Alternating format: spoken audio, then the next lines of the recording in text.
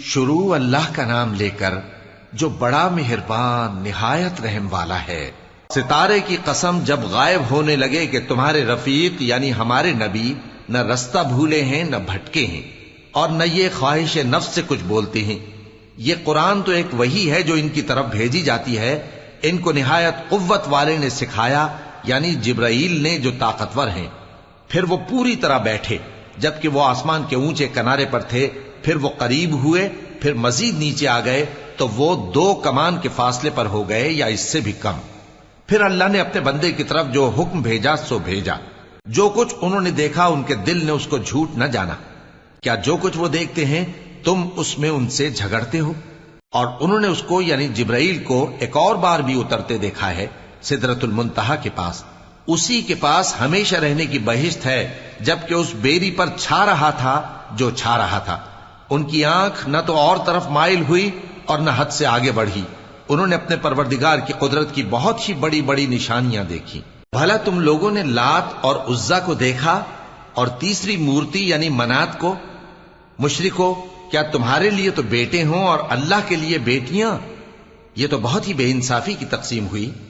وہ تو صرف نام ہی نام ہے جو تم نے اور تمہارے باپ دادا نے رکھ لیے ہیں، اللہ نے تو ان کی کوئی سند نازل نہیں کی۔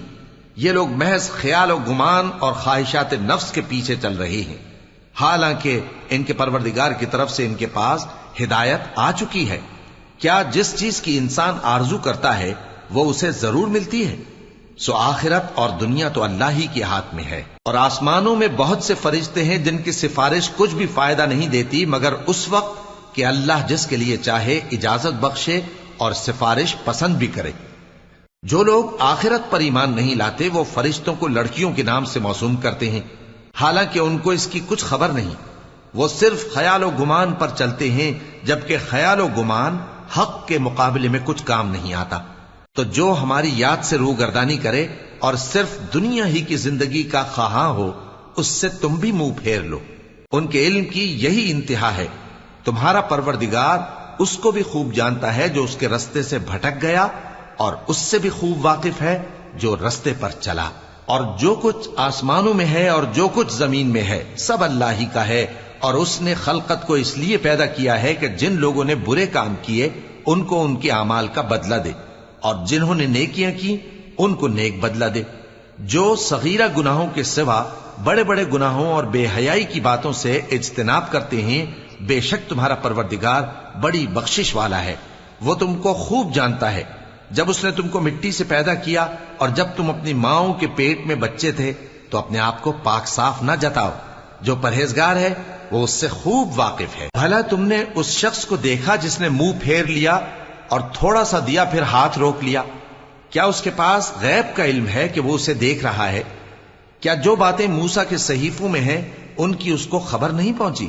اور ابراہیم کے صحیفوں کی جنہوں نے حق کے طاعت اور رسالت پورا کیا، وہ یہ کہ کوئی شخص دوسرے کے گناہ کا بوجھ نہیں اٹھائے گا، اور یہ کہ انسان کو وہی ملتا ہے جس کے لیے وہ محنت کرتا ہے، اور یہ کہ اس کی محنت کا جائزہ لیا جائے گا، پھر اس کو اس کا پورا پورا بدلہ دیا جائے گا، اور یہ کہ تمہارے پروردگار ہی کے پاس پہنچنا ہے، اور یہ کہ وہ ہنساتا اور رلاتا ہے، اور یہ کہ وہی مارتا اور جلاتا ہے، اور یہ کہ وہی دونوں جوڑے یعنی نر اور مادہ پیدا کرتا ہے یعنی نطفے سے جو رحم میں ڈالا جاتا ہے، اور یہ کہ قیامت کو دوبارہ اٹھانا اسی کا ذمہ ہے، اور یہ کہ وہی دولت مند بناتا اور وہی مفلس کرتا ہے، اور یہ کہ وہی شیرا نامی تارے کا بھی مالک ہے، اور یہ کہ اسی نے عاد اول کو ہلاک کر ڈالا اور سمود کو بھی، غرض کسی کو باقی نہ چھوڑا، اور ان سے پہلے قوم نوح کو بھی۔ کچھ شک نہیں کہ وہ لوگ بڑے ہی ظالم اور بڑے ہی سرکش تھے، اور اسی نے الٹی ہوئی بستیوں کو دے پٹکا، پھر ان پر جو چیز چھا گئی سو چھا گئی۔ تو اے انسان، تو اپنے پروردگار کی کون کون سی نعمت پر جھگڑے گا؟ یہ پیغمبر بھی پہلے کے خبردار کرنے والوں میں سے ایک خبردار کرنے والے ہیں۔ آنے والی یعنی قیامت قریب آ پہنچی، اس دن کی تکلیفوں کو اللہ کے سوا کوئی دور نہیں کر سکے گا۔ اے کافرو، کیا تم اس کلام پر تعجب کرتے ہو اور ہنستے ہو اور روتے نہیں؟